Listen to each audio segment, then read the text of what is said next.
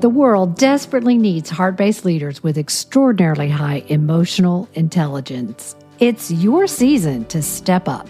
If you know you're called to be a shaper of culture, a change maker, then this podcast is for you.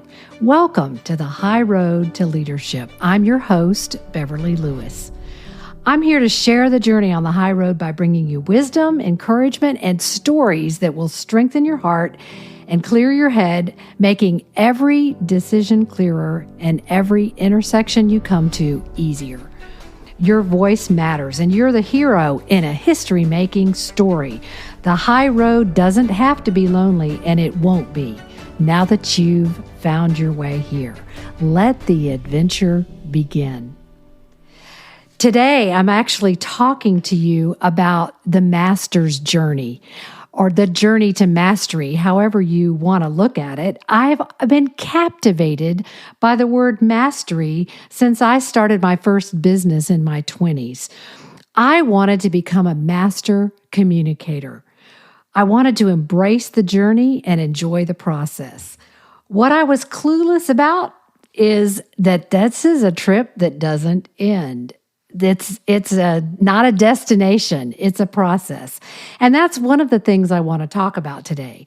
So what is mastery? What journey are you on? What do you want to become a master in or a master of? The word itself means the possession or display of great skill or technique. Skill or knowledge that makes one master of a subject. Synonyms might be proficiency, ability, expertness, education. Oh, you think about a master's degree, there's an emphasis on education for you. There's all kinds of interesting places the word master or mastery is used.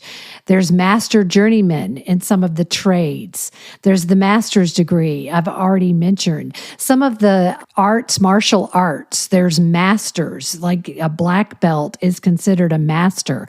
When I was in high school, I studied with a master musician, and he was amazing, but I'm not really sure that formal way you earn that designation in some fields. However, what an honor to be called a master of something. It also implies that you have influence. It implies that you have authority. When you're an expert, you have authority in that field. It implies that people are in your shadow. It implies that somebody's watching and learning from you, and therefore is a responsibility as well as an honor. And it carries, certainly when done with excellence, a degree of humility as well.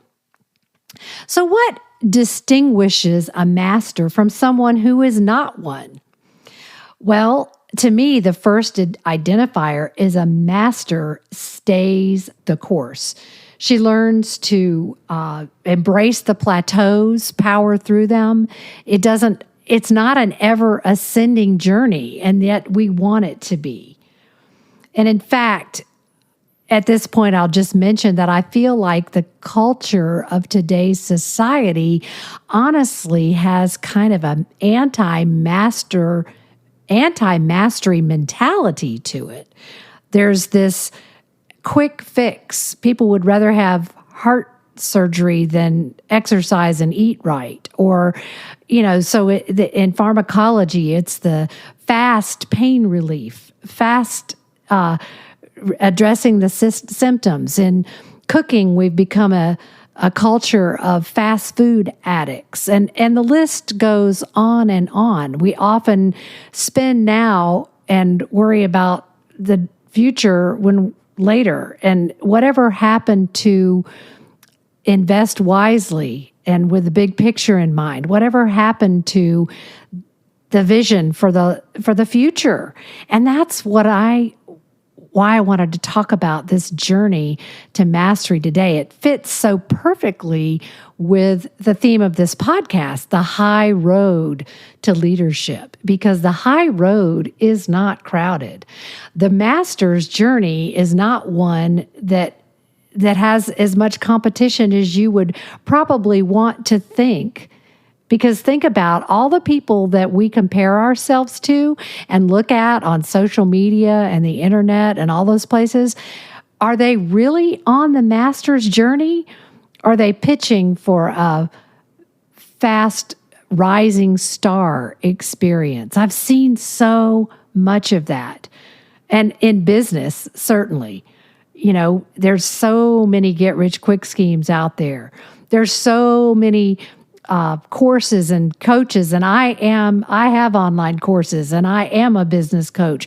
But when I hear people put others down because they're not making six figures within a matter of months, I scratch my head and think, whatever happened to the master's journey? Whatever happened to the patience that's required to build something long-lasting?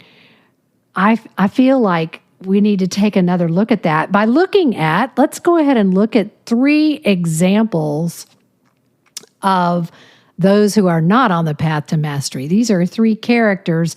I'm going to call them the dabbler, the obsessive, and the hacker. And let's take a quick look at all 3 to make sure that you don't find yourself in any of these categories. So the first one, the dabbler, this is the person who is enamored with newness. This person is, just excited to get started. They're the eternal kid. There's a whole lot of enthusiasm. But when the going gets tough, they get gone. They are not to be found. They don't have the patience for the difficult days. They don't have the vision for the big picture. They like the rush of excitement. And when the fun wears off, they're looking for the next gig.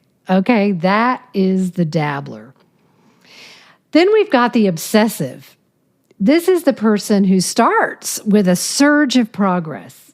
And then they love that surge. They like perfection. They like success so much that they continue to pour it all on, expecting that next surge.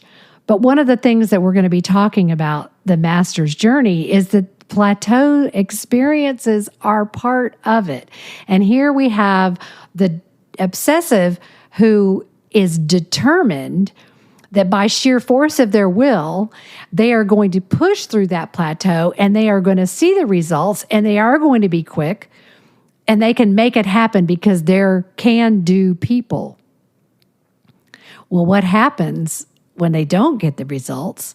What happens when they don't have things go their way is a lot of times then they get angry and they're off to find something that will work.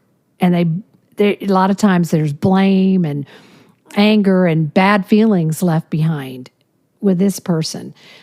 And by the way, the master's journey, we talked about all the places that it can take, it can happen, whether it's in business or in sports or in a habit or a skill that you want to learn, or in relationships. We all have a journey to take in relationships that are enduring and long-lasting as well. So you don't want to be a dabbler. You don't want to be an obsessive. And you don't want to be a hacker either. Boy, this is a word that I know you know because it's become so popular in the last few years. It seems like there's blogs for life hacks and business hacks and investment hacks and, just anything you want to learn about. There's hacks, which is a shortcut. That's what it basically means. It's the shortcut to finding success. How do you feel about that? Do shortcuts usually pay off for you? I don't know. I've gotten lost on some shortcuts before, and really, my dad's words ring in my ear that any job worth doing is worth doing well.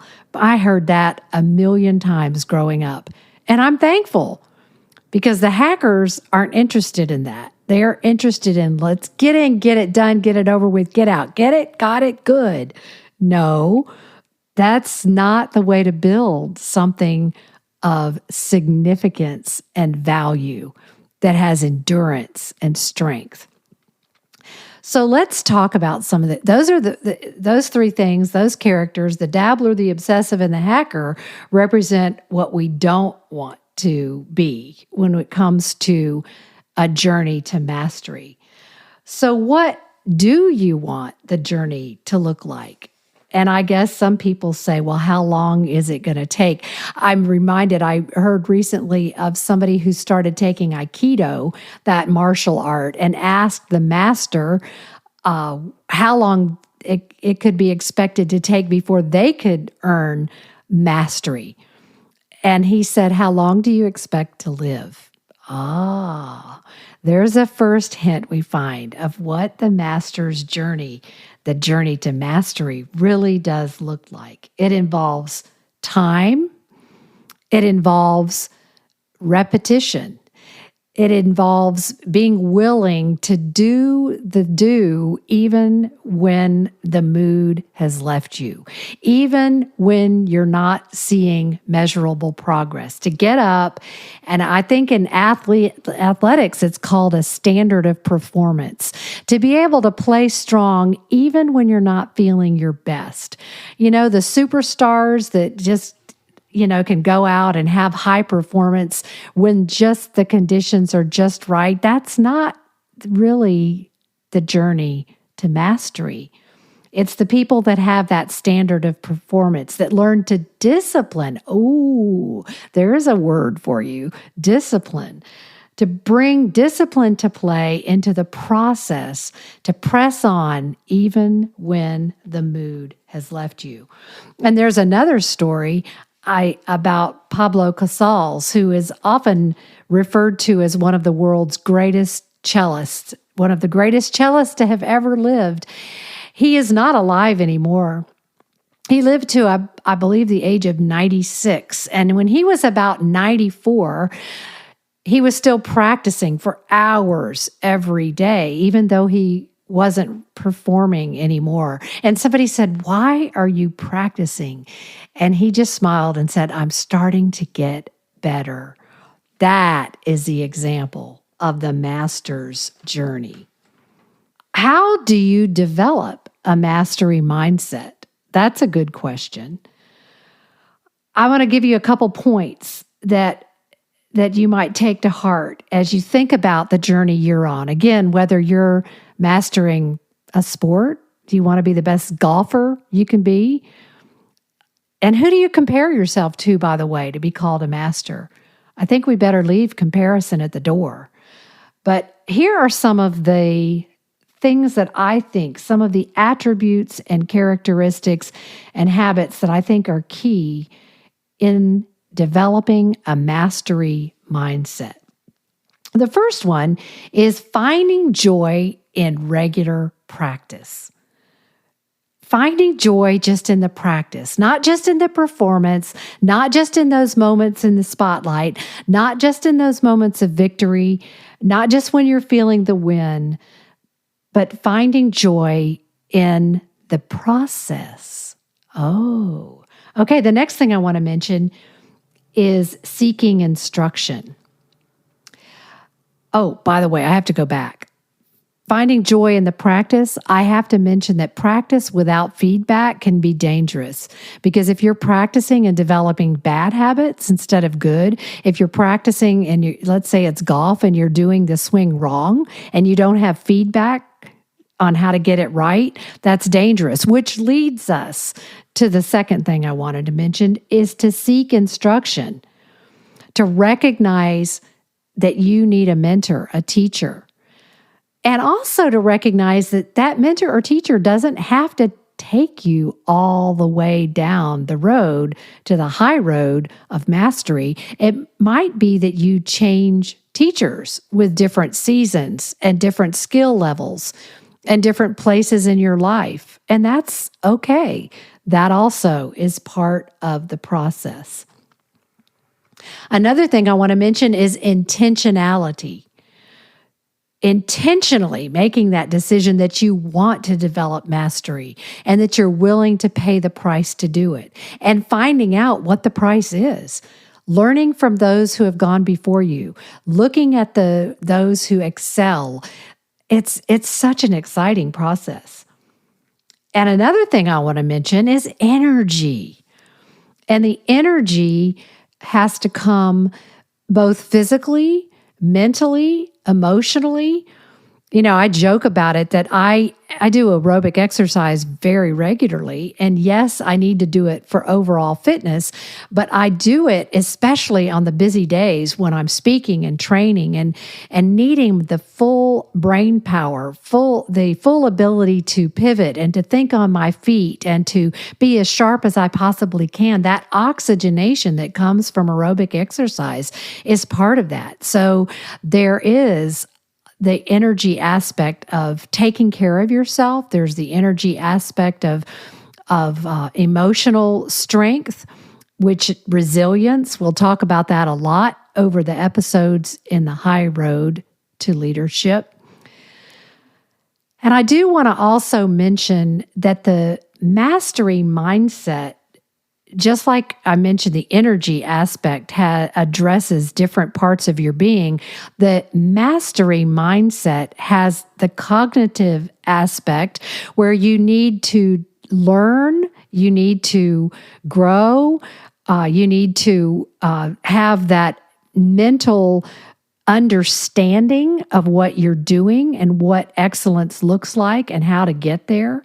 You also need to have the mental, that was the mental ability, the emotional ability to have that balance between having your emotions under control and yet recognize how important they are, that they are signposts.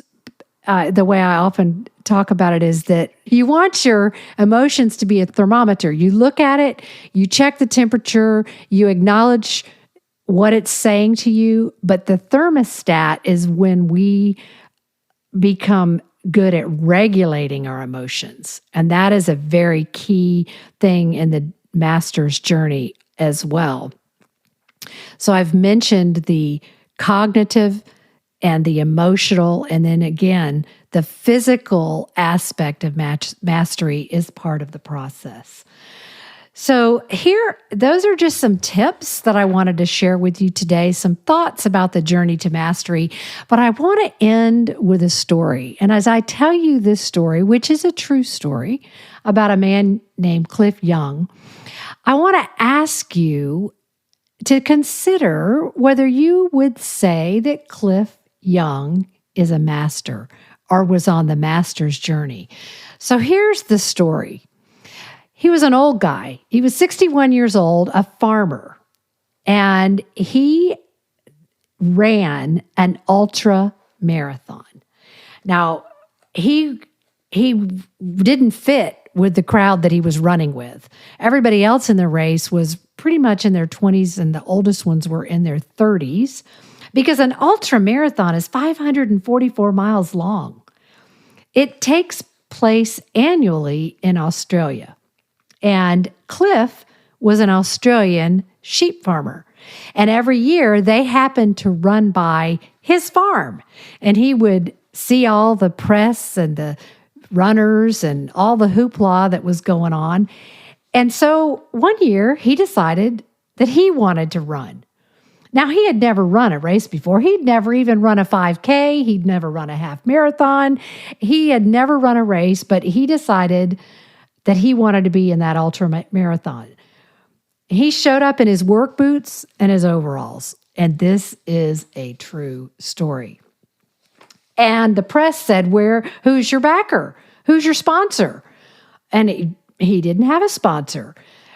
And they said, well, where have you trained? What do you know about running an ultramarathon? Well, sometimes the best training is the everyday things. Okay. And his everyday things was the fact that he had 2,000 acres of land and 2,000 sheep, and he didn't have four-wheelers. What would he do when a storm was coming and he needed to gather the sheep to a place of safety? He would run. He personally ran and gathered the sheep. That was his training. Well, he didn't have the backers, but he plunked down his money. He didn't have the outfits, the ergonomic shoes, all the roadside crews that kept the other ones going. He just had himself. So you can imagine what happened when the starting gun went off. He ate dust. For 18 hours, the other racers, they were blowing and going down the road. And old Cliff, there he goes, back at the back, shuffling along. He just had this kind of shuffling pace. But come nighttime, the other runners that had been trained for the ultramarathon, they were trained to run for 18 hours. They slept for 6, and they would get up and do it. It usually took 5, 6, or 7 days. The darkness came, and you can kind of imagine that Cliff didn't know the routine. He hadn't been trained to run an ultramarathon, so you can imagine what he did through the blackest of night. He just kept on running. He wasn't really running. He had that shuffling pace going on. He ran right through the dark. He didn't know he was supposed to stop. So here he goes, and along the endless stretch of highway, that tiny old man shuffled along, one foot in front of the other, through the day, through the night, through the heat. And after several days, Cliff began to gain ground. Well, after 5 days and 15 hours and 4 minutes, Cliff finished first. He beat a world record. Okay, I'm going to repeat that. 5 days, 15 hours, and 4 minutes. The second place runner crossed the line 9 hours after 61-year-old Cliff. And here's the cap. When they handed Cliff Young his $10,000 prize, he said he didn't even know there was a prize. He said he'd run for the wonder of it. And he said since all the other runners had worked hard too, he wanted to give them each an equal share of the $10,000. Now, this happened over a quarter of a century ago, and I'm still talking about Cliff Young today, because in my book, Cliff Young was on the master's journey. And I hope for you that this year you pull a Cliff Young, that all that you've been endeavoring to do, that you're going to see measurable progress, that the payoff from tolerating the plateaus, from still believing in yourself, even when others thought you were nuts, the price that you paid, the gifts that you've learned, that you're going to see some of that come to fruition this year. But you know what I hope even more than that? I hope that we get to know each other on this master's journey. Because to me, it's not only the journey I'm on, it's who I'm with in the journey. And I am so thankful you've chosen to join me here on the high road to leadership. And I will see you again next episode. I encourage you to get more leadership tips. Go to beverlyspeaks.com. And when you click on the blog, there's an eagle on the right-hand side of the page. You can sign up for my leadership tips. I have never been accused of sending too much email, so don't worry about that. But we'll stay on this journey together. We'll grow together, because the most important characteristic of those on the lifelong master's journey is the desire for lifelong learning. So here we go, here we grow, and the best is yet to come.